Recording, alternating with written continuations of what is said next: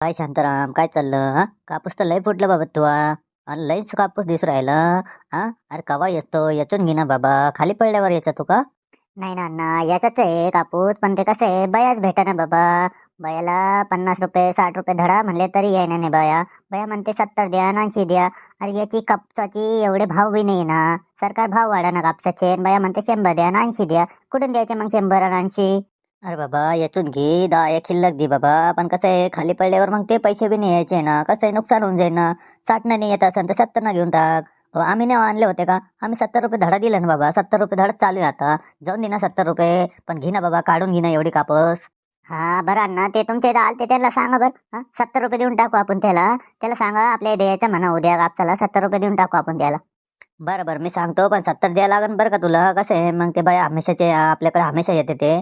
तो जर पैशाला कानाकूस केली तर मग ते दुसऱ्याने येणार नाही आपल्या बोलण्यावर. माझ्या बोलण्यावर एका बोलण्यावर येणार आहे ते.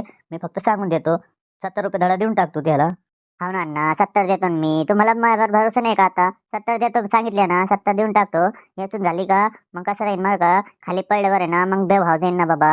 हे पैसे नाही येणार, ते बी पैसे नाही येणार, काय करता मग आता? बरं बरं, मी चाललो आता. मी धाडीतो त्याला, सांगतो उद्या.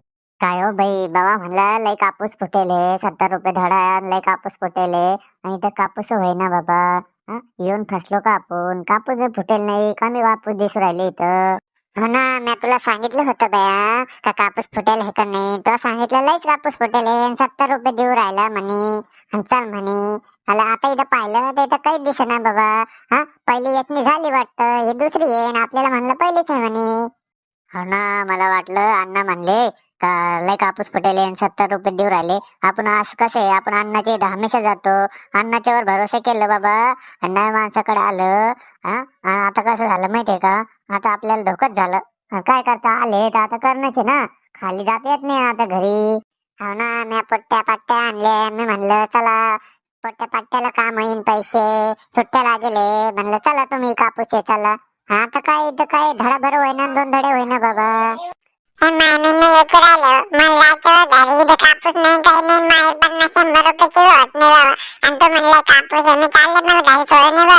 अगं आता येच कसं तरी 50 1 रुपयाची आले तसं आता येतून घे, कायला घरी जाते.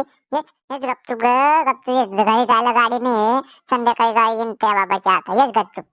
जाऊ दे आता आले ना, तर आता 4 5 धडे झाले तरी बरं झालं. जाऊ दे. आता कसं आहे, दुसरीकडे होत होते आपले 7 धडे 8 धडे. आता इथे 5 झाली ना, बस झाले आपल्याला 5 धडे आपल्याला. जाऊ दे मग काय करते, एखादा असा नाही एखादा तसा दिवस बाबा.